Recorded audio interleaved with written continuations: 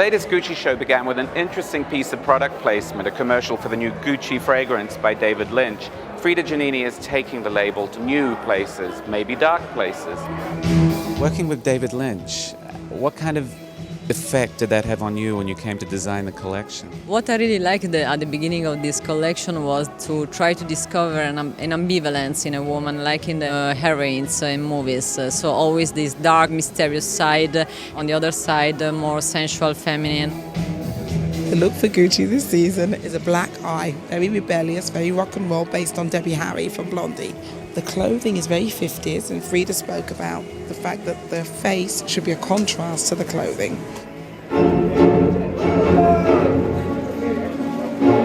I think Frida is very creative and always makes, women feel sensual and beautiful in a modern way.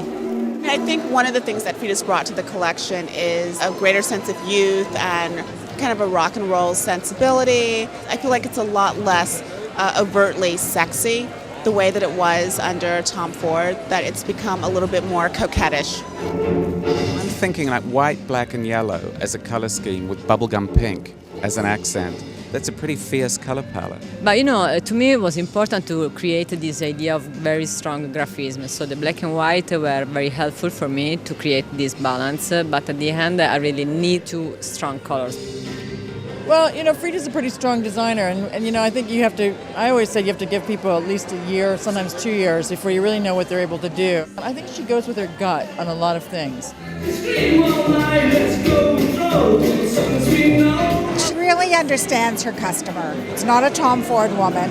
This woman is like short, snappy silhouettes. She's sexy, but she's chic. It's in between sexy and sweet. It's not only sexy because these big skirts with big flowers is like Bubble gum. Yeah, a little bit even like a romantic side with the sex on the other side.